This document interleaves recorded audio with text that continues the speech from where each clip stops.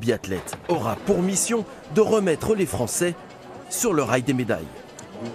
Ils sont déterminés à manifester dans Paris. Des milliers de personnes qui participent à ce mouvement baptisé Convoi de la Liberté tentent d'échapper aux barrages policiers mis en place dans la capitale. On fait le point à la mi-journée sur ce mouvement avec Benjamin Delombe, Jean-Jacques Buty, Alexandre Dupont et Lara Péquez. Barrage filtrant sur le périphérique parisien et opération de contrôle d'identité sur les Champs-Élysées. Entre les 7200 policiers et gendarmes mobilisés et les participants au convoi dit de la liberté, un jeu de cache-cache dans les rues de la capitale.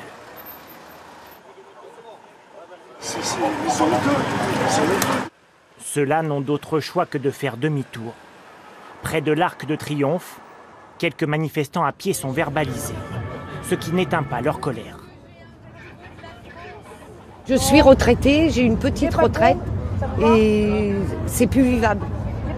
L'essence, le gaz, l'électricité, la nourriture, c'est plus possible. La nuit dernière, plusieurs convois partis des 4 coins de France dans la semaine ont rejoint les abords de la capitale.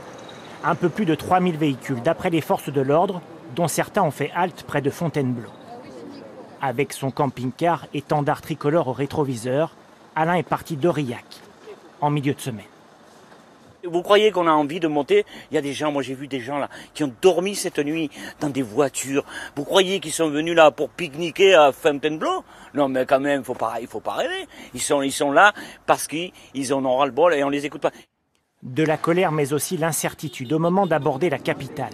Avec son camping-car, cette famille devrait rejoindre Paris cet après-midi, mais ignore tout de la suite de la mobilisation.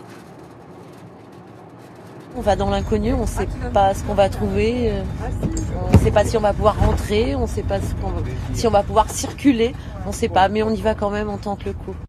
Ce midi, plusieurs dizaines de véhicules cherchaient encore à entrer dans Paris. Et en direct des Champs-Élysées à Paris, on retrouve tout de suite Thomas Cuny. Bonjour Thomas, pour l'instant, tout est encore calme autour de vous.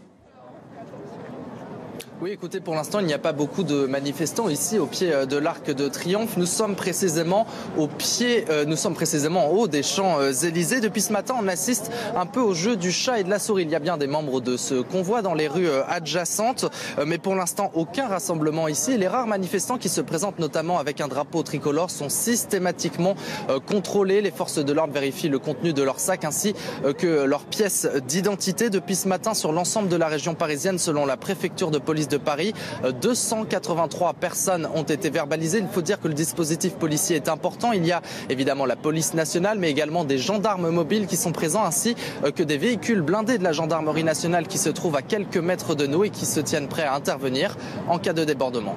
Merci Thomas pour vos précisions. Et au Canada, d'où est parti ce mouvement anti-mesures sanitaires il y a maintenant 2 semaines, la situation reste bloquée à la frontière avec les États-Unis.